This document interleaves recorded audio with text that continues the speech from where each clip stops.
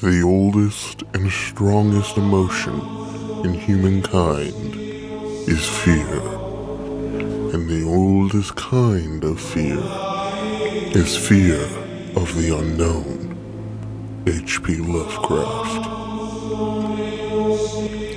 It would be wrong to call Howard Phillips Lovecraft a man with issues. He was instead more a bipedal amalgamation of humanity's greatest fears and anxieties. Chronically depressed, agoraphobic, hypersensitive to criticism, and staunchly racist even for the times. It would be keen for one to assume that Howard Phillips Lovecraft was simply afraid of everything. Yet it was in this fear that Lovecraft was able to understand something. He was able to understand a deep-seated fear which laid in the hearts of humanity.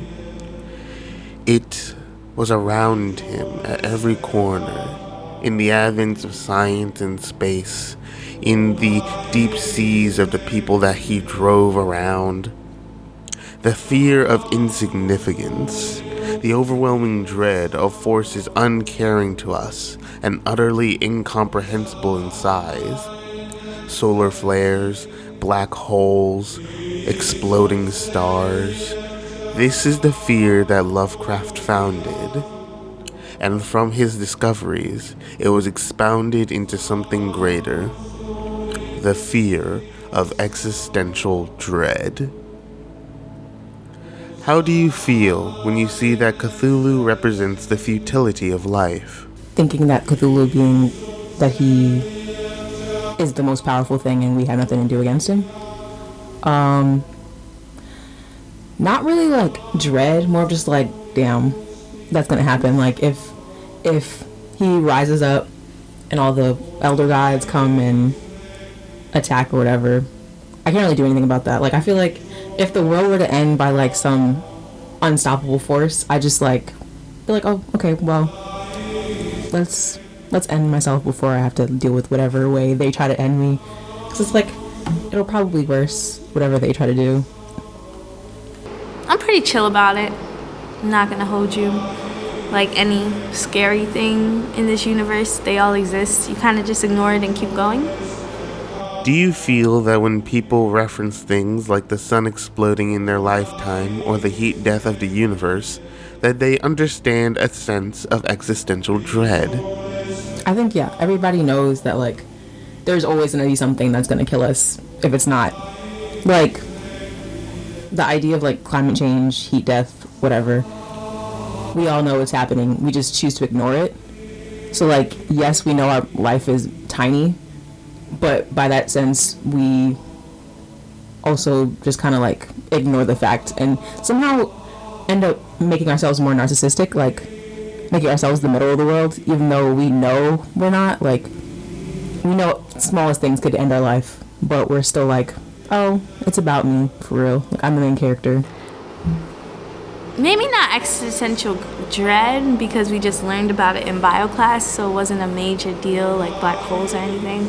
But I think people just like accustomed to these things, so it doesn't really change much, in my opinion. How would you describe life as claustrophobic? I feel like I don't think about it. Like, I actively, like, I might think about it for like one moment at a time during the day and be like, oh, wow, what if I eat this and like it kills me?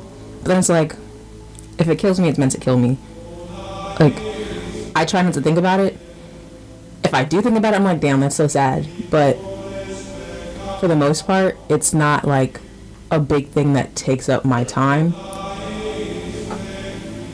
But like, if it happens, it happens. That's like a very Gen Z way of thinking about it. But like, it doesn't crush me, but it like doesn't take up too much space in my mind.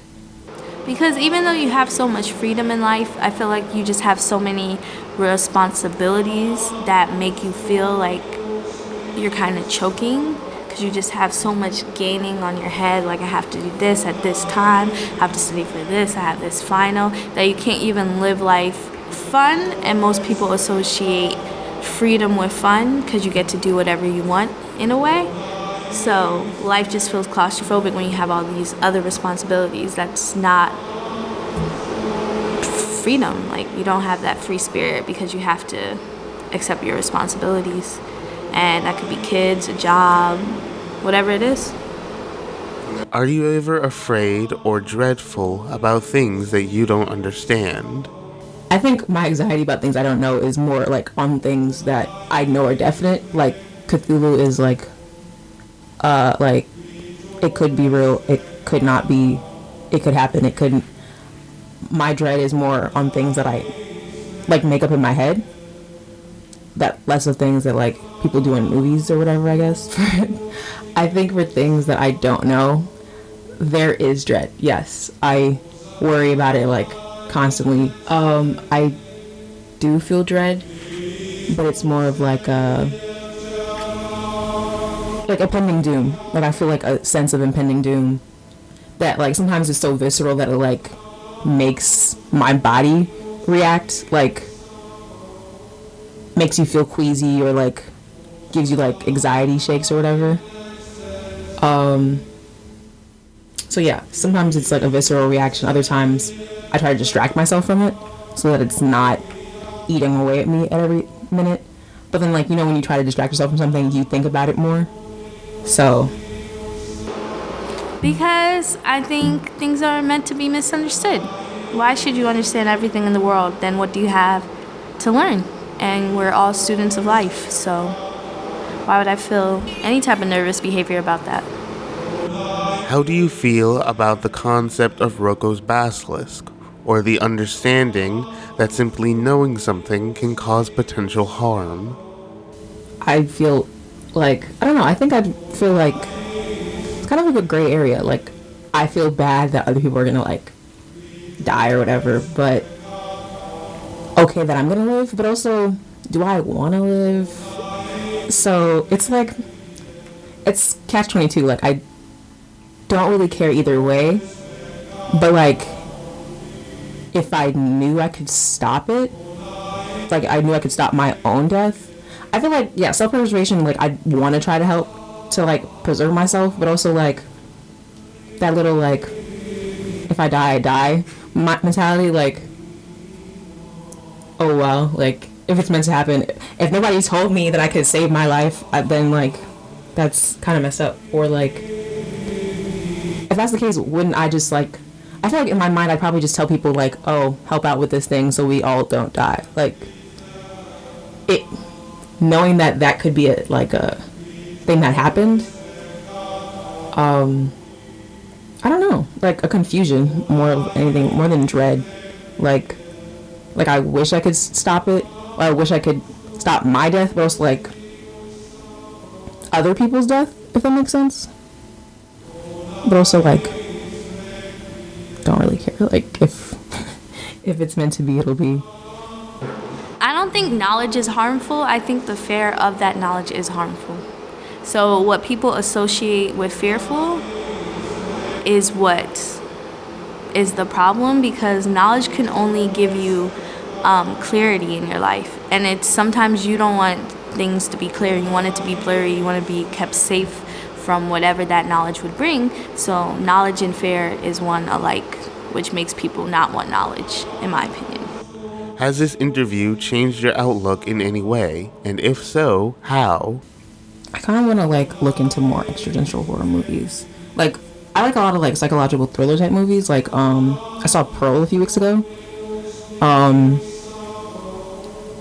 But like I don't know, I think it'd make me too like not anxious, but like I'd be thinking about things too much. Because then you like wake up in the morning and you're like, what if I don't do this and then this happens?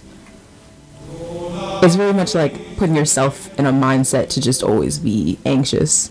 And I'm anxious enough as it is. I'm a college student. I don't need to be more anxious about things.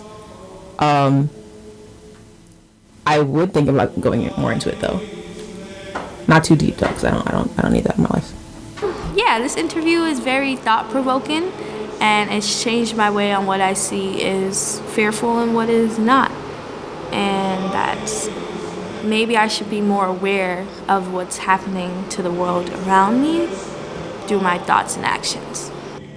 With this, it's clear to see that our generation has come under a new form of existential dread, where instead of actively fearing the world around us, we are more apathetic to it, welcoming of its demise, and uncaring of the grander scheme and the results that may ensue. It is true that in the grand scheme of things, we are infinitesimally small, yet our own ego deters us from coming to blows with this revelation. And so, with our ego, narcissism, and apathy in check, we remain ever present and ever marching towards the great infinite unknown. And it will be an interesting journey.